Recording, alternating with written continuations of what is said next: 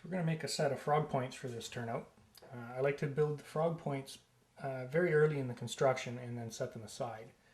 It's nice to make up a set like this that's soldered together, and then at the very end of our construction we actually just drop them in place. And if we have to make any adjustments, we can do that as a whole unit as opposed to working with two separate pieces of rail. So it's a little easier to do it up ahead of time. So let's do that step now.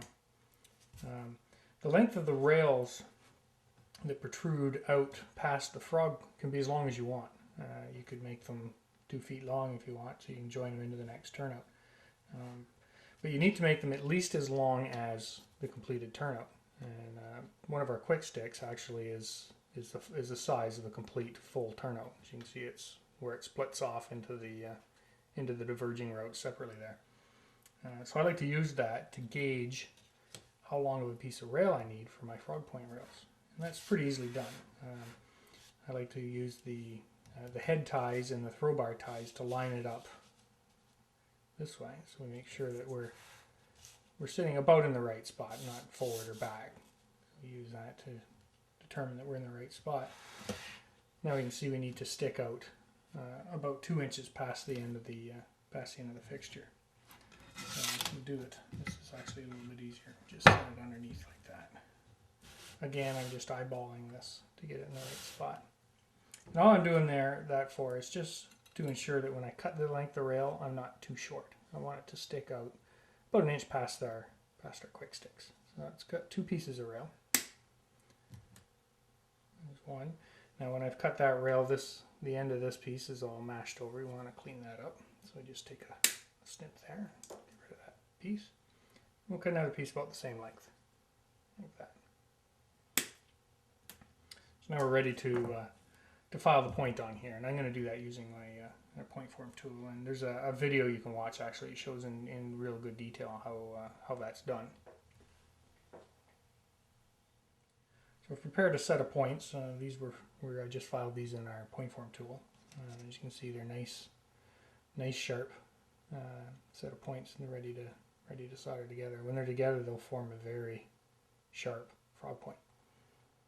Okay, I'm just going to put them in the fixture now, and I'm going to use the fixture to hold them in place while I solder them. And I'm going to solder on the top of the rail and then clean it up afterwards. So just take the 2 pieces, the left and right half, and you can work on either side of the fixture. It doesn't matter if it's the left hand or the right hand side.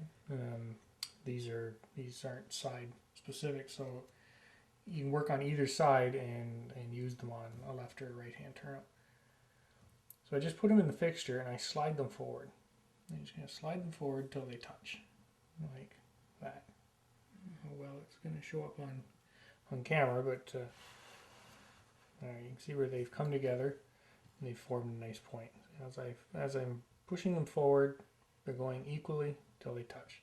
Because these are symmetrical halves of a frog point. So you want to make sure that they meet at exactly the same spot, and it'll form a nice sharp frog point.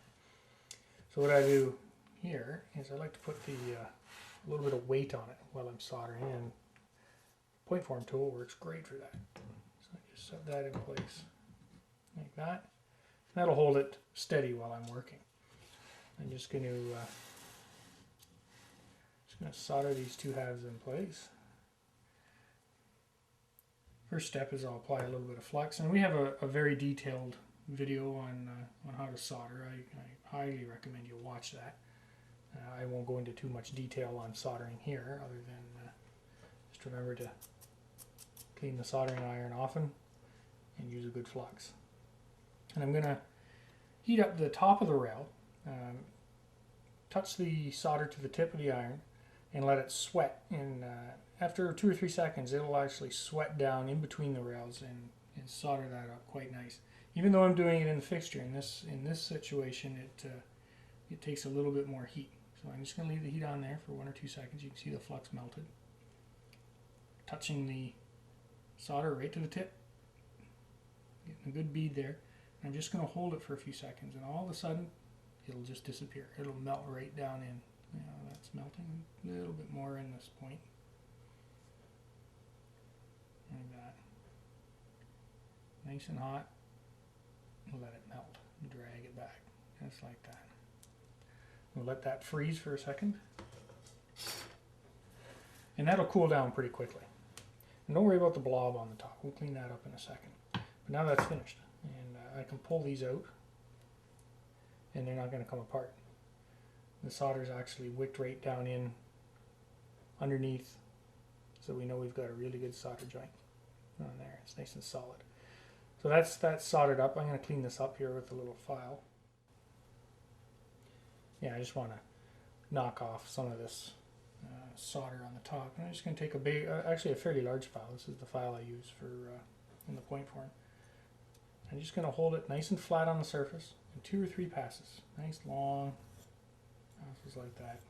I don't want to deform the rail at all, but I just want to take some of that solder off the top, if there is any. Sometimes you can solder and there won't even be any on there. I just wanted to point out when you're filing, I did mention that you want to keep this flat. And the reason you want to keep that flat is if when you're filing this starts to lean forward and you round off the top of the switch point, you'll start to get a little bit of bump as the wheels go through the frog. You want this to be nice and flat on the top. So that way when the wheels roll through the turnout, it catches the point pretty early on. That looks pretty good. That's a set of points ready to go. So we'll set those aside and we'll solder those in place near the end of the build.